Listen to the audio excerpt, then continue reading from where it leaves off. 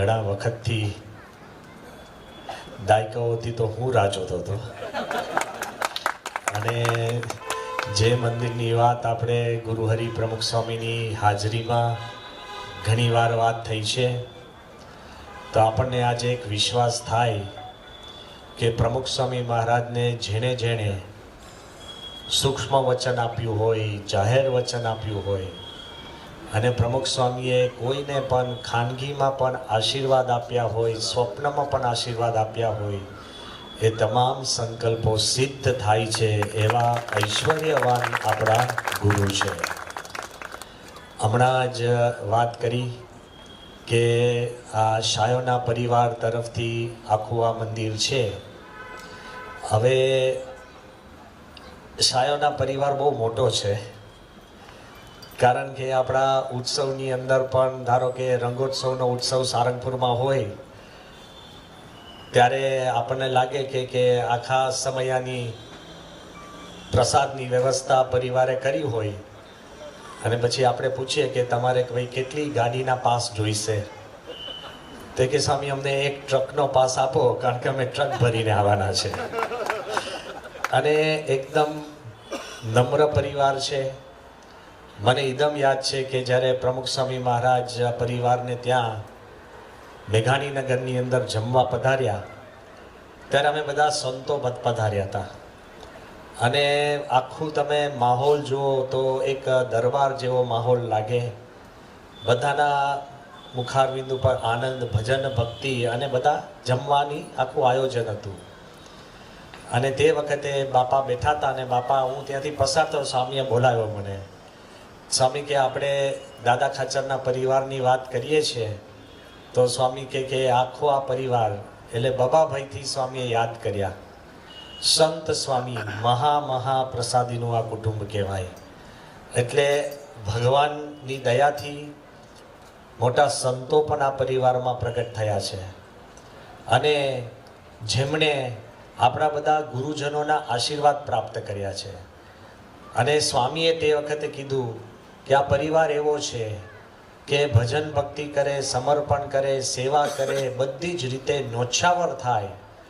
એટલે આપણે નિયમ, ધર્મ અને પક્ષ, નિયમ પાડનારા પણ ઘણા હરિભક્તો હોય અને નિશ્ચય તો સૂક્ષ્મ છે, એ આપણે કોઈ જોઈ શકતા નથી. ભગવાન અને સંત જુએ છે. નિશ્ચય રાખનાર પણ બધા હોય, પણ પક્ષ રાખીને સંસ્થા, સંતો અને આપણી સત્સંગીઓને સમર્પિત થાય એવો આ પરિવાર છે.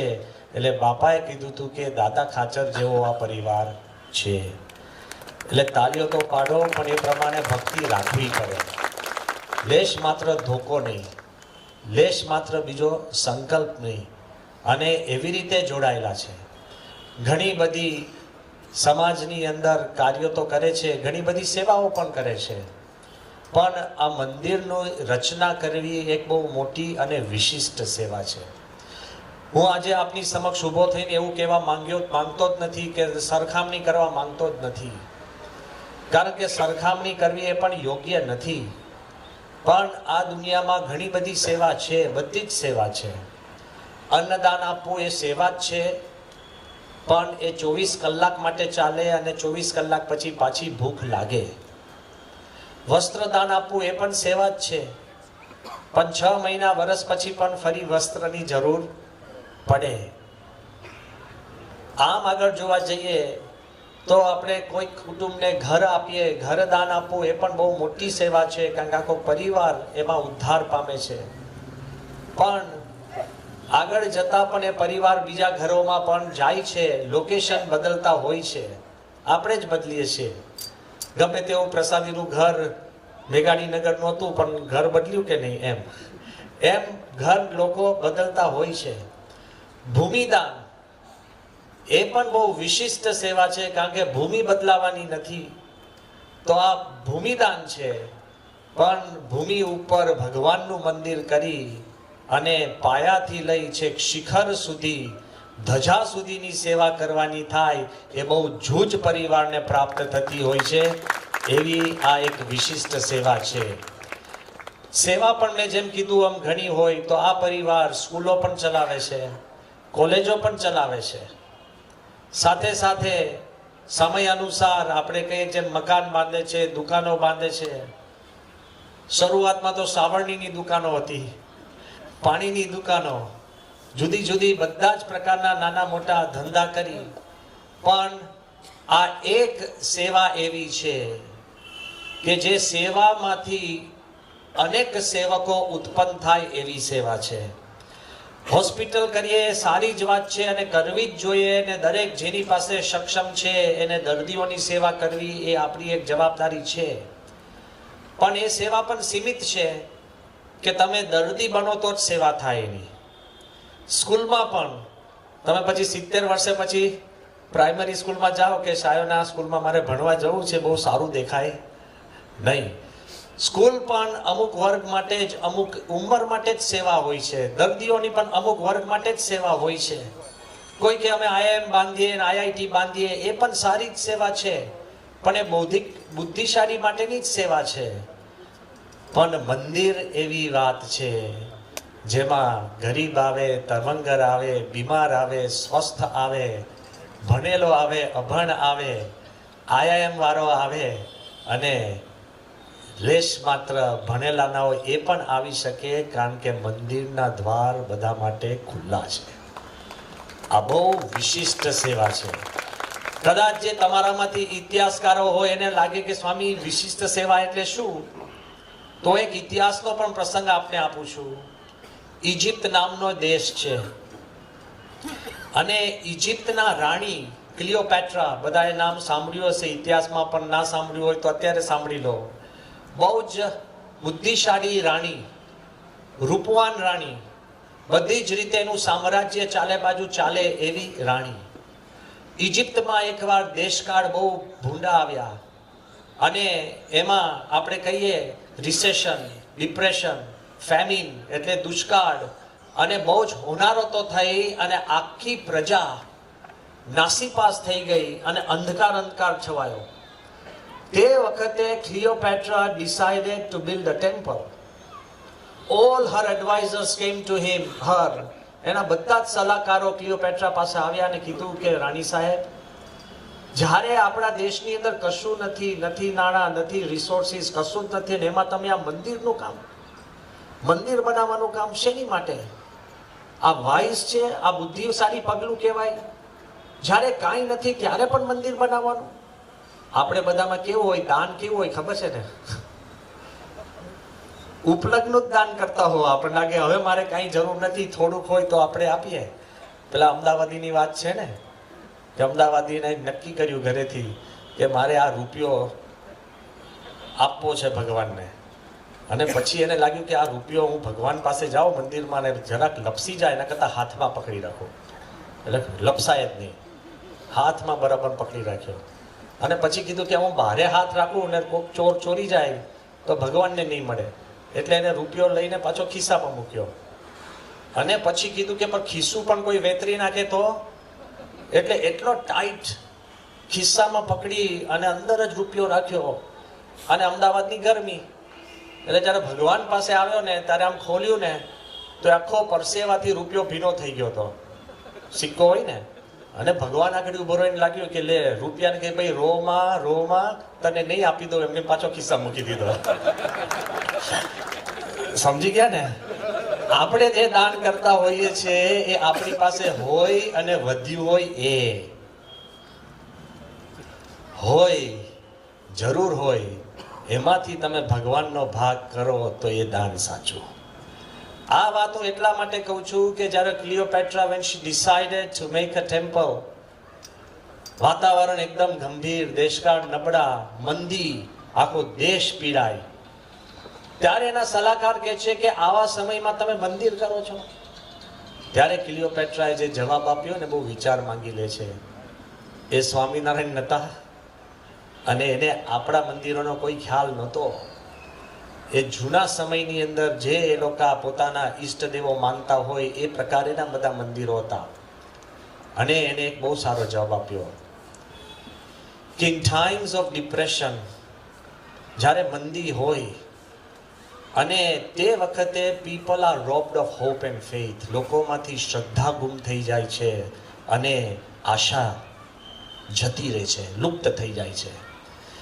એ કે આ મંદિરની રચનામાં સૌ કોઈ જે જોડાશે એના જીવનની અંદર એક આશા અને શ્રદ્ધા પ્રગટ થશે, અને આશા અને શ્રદ્ધા પ્રગટ થાય તો મારો દેશ આપોઆપ ઊભો થશે. આ કોઈ ધંધા પાણીથી ઊભો થતો નથી.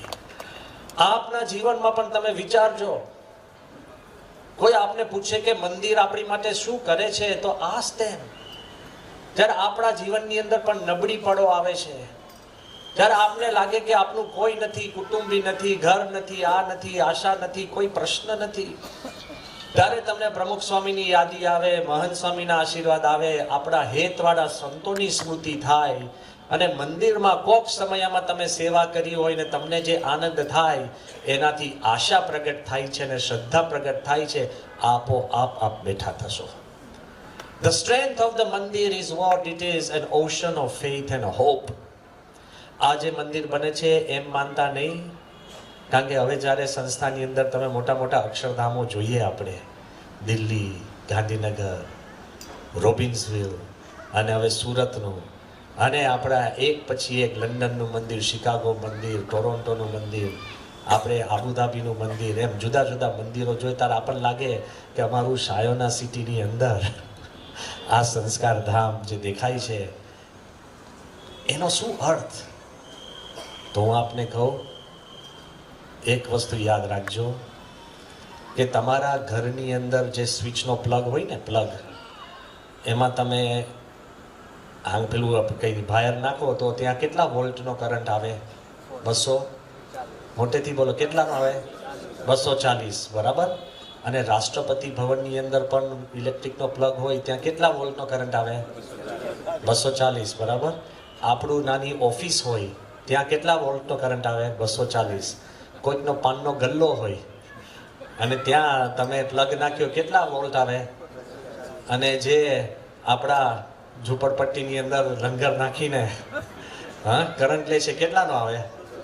240. રાષ્ટ્રપતિ ભવન હોય કે એક ઝૂંપડી હોય, કરંટ તો 240 જ છે.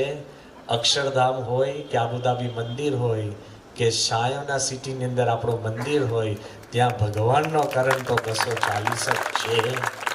ભગવાન સ્વામિનારાયણ ગુણાત્યાન સ્વામી અને ગુરુ પરંપરાની પધરામણી થવાની છે. એટલે જે અહીંયા પ્રાર્થના કરશે એ બધાની પ્રાર્થના ભગવાન સાંભળશે અને આપણા સંકલ્પો પૂરા કરશે. જે આ મંદિરમાં મદદ કરશે. પણ કદાચ કોઈકના મનમાં હોય અને કદાચ સાયોના પરિવારના મનમાં એમ થાય કે આ સાયોના પરિવારનું મંદિર, ઇટ ઇઝન્ટ. અમારો ધર્મ છે તમારો આભાર માનવો, અને તમારો ધર્મ છે કે આ કાર્ય કરીને, મોટેથી બોલો, ભૂલી જવાનું ને. Once you give is no longer yours. આ દુનિયામાં હું આપને એક પ્રશ્ન પૂછીને અહીંયા પૂરું કરું. તમે રસ્તે ચાલતા હો, તમે રસ્તે, if you are walking on the road, રસ્તે ચાલતા હો અને તમને એવા કોઈક વગડાની અંદર, પગની અંદર એક ખજાનો અથડાય, કંઈક તમે ખોદકામ કરો ને ખજાનો મળે, તો એ ખજાનો કોનો? જેને દાટ્યો એનો કે જેને મળે એનો? શાંતિથી જવાબ આપજો. હું કહું આ ખજાનો છે, હજુ સાંભળજો, લીગલી છે ને જેને દાટ્યો છે 6 મહિના 6 વર્ષ પહેલા એનો થયો ને, પણ એ તો 6 વર્ષ પહેલા તો છે પણ પોતે છે નહીં, અને આપણે તો અમદાવાદના છે. જેને મળે એનો એ પ્રેક્ટિકલી થયું. પણ તમે ખજાનો ત્યાંથી લઈ અને જુઓ એમાં સોના મોર છે ને બધું, અને પછી તમે લોકરમાં મૂકી દો, તો એ ખજાનો તમે જમીનમાંથી કાઢીને દિવાલમાં જ મૂક્યો. ખજાનો જે દાટે એનો નથી અને જેને મળે એનો નથી, જે વાપરે એનો છે. સમજાય છે? જે વાપરે એનો છે. એટલે આ મંદિર શાયરના પરિવારનું નથી. અને હું એમ કહું છું, આપણે બધા બેઠા છે એનું નથી, આ મંદિર તો વર્ષો સુધી જે આવીને દર્શન કરશે, વાપરશે, મળશે, રહેશે, કથા વાર્તા સાંભળશે, એનું આ મંદિર બને છે. તો આપણે એવી ભાવનાથી આવું મંદિર બનાવે છે. આ પરિવાર ખૂબ પ્રેમાળ છે, ભક્તિવાળું છે. અને આજે પણ હું જાહેરાત કરું કે આબુધાબી જ્યારે મંદિર બન્યું ત્યારે આવી જ ખાત વિધિ હતી. અને એ ખાત વિધિ 2019ની અંદર જ્યારે થઈ, રાજા મહારાજાઓ આવીને ઈંટ મૂકી, મહંત સ્વામીએ એમાં પુષ્પ પધરાવ્યા. અને તે વખતે જ્યારે આપણને સંકલ્પ થયો કે આપણે ત્યાં કોઈ પણ જગ્યાએ આબુધાબીની અંદર ઈંટનું કોઈ પણ બાંધકામ નથી, પ્રીકાસ્ટ મોટા કોન્ક્રીટ બ્લોક્સ જ હોય, નોટ એટ ઓલ આવી ક્લે બ્રિક્સ છે જ નહીં. તે વખતે અમને સંકલ્પ થયો તો આપણને અહીંથી 20 લાખ ઈંટો શાયોના પરિવારે છે અહીંથી કન્ટેનર લોડમાં મૂકી છે. આખા મિડલ ઇસ્ટની અંદર પહેલામાં પહેલું પાયામાં જેટલી ઈંટો ગઈ છે એ બધી જ આ પરિવારની છે. જેટલા લોકો ત્યાં આવે, દર્શન કરે, જે રાજી થાય, પોતાનું જીવન બદલે, એ બધામાં આપના પરિવારનો એક પુણ્યનો ભાગ છે. You are very close to Swami, very close to Mahant Swami. બધી જ પ્રકારે સેવા કરે છે. લેશ માત્ર માન અભિમાન નથી, પણ મોટું મોટું યાદ રાખજો, ધંધા પાણીમાં બધાને એમ લાગે કે મારી પાસે આટલા પૈસા હોય તો હું સારા ધંધા કરું. ફાઇનાન્શિયલ કેપિટલ બધા જેમ કે સ્વામી મારે બહુ કરવું છે પણ પૈસા નથી. તો પહેલા એક્સપર્ટ્સ એવું કહેતા કે ફાઇનાન્શિયલ કેપિટલ પૈસા હોય તો ધંધો થાય. હવે બધા માનદાતાઓ એવું કહે છે હ્યુમન કેપિટલ, પૈસા તો હોય પણ તમને યોગ્ય માણસો ના મળે, હ્યુમન કેપિટલ ના હોય તો તમારા પૈસાનું પણ દેવાળું કરે. પૈસા કામના નથી, હ્યુમન કેપિટલ અગત્યનું છે. પછી લોકો કહે છે કે તમારી પાસે માણસો હોય પણ મૂલ્યવાન ના હોય, મોડા આવતા હોય, જૂઠું બોલતા હોય, કામ ના કરતા હોય, થોડી ચોરી કરતા હોય, તો શું કામના? માણસો તો છે જ, સગાવાલા જ હોય, શું કામના? તો હવે કહે છે કે ફાઇનાન્શિયલ કેપિટલ કરતા વધારે અગત્યનું છે હ્યુમન કેપિટલ. એના કરતા વધારે અગત્યનું છે વેલ્યુ કેપિટલ, મૂલ્ય કેપિટલ. પણ બહુ જ મોટા દુનિયાના ફાઇનાન્શિયલ એક્સપર્ટ વર્લ્ડ ઇકોનોમિક ફોરમમાં એમને વાત કરી અને જ્યારે મંદિર આવ્યા ત્યારે મને કીધું, રેય ડાલિયો કે સ્વામી મોસ્ટ ઇમ્પોર્ટન્ટ ફેક્ટ ઇઝ, જોવા જઈએ તો most important fact is harmony capital. Harmony capital એટલે કહેતા કે સંપ એક પ્રકારનું ધન છે, સંપ સંપત્તિ છે. સંપ ના હોય ને તો પૈસાદાર કુટુંબ હોય પણ ખુવાર થઈ જાય છે. સંપ ના હોય તો દેશ પણ બરબાદ થઈ જાય છે. સંપ ના હોય તો તમારો સત્સંગ પણ નષ્ટ થઈ જાય છે. સંપ ના હોય તો પરિવાર પણ તૂટી જાય છે. મારી એટલી જ વિનંતી કે આખા પરિવાર, આપ પણ પોતાના પરિવારમાં એક પ્રકારનો સંપ જળવાય એવું વાતાવરણ ઊભું કરજો. એ જ આજના દિવસે પ્રાર્થના. બહુ જ મોટી સેવા છે.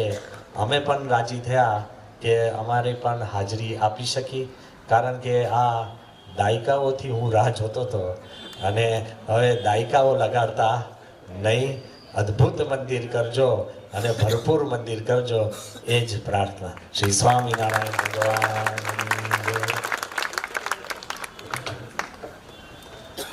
શું કીધું? તો તારીખ આપો. 29/11. આપણે 2 દિવસ વધારે આપીએ, 1 ડિસેમ્બર આપીએ, બરાબર? 2 days એક્સ્ટ્રા. બધા તમે સાક્ષી છો, ઊભા થાવ, બધા સામે ઊભા થઈને વાત કરો. હા, પણ તે વખત અમે બીજે બધા આવીશું, ત્યારે પછી અમે હાજર ના થઈ શકીએ. બસ બધાને વચન આપી દો. જય સ્વામિનારાયણ.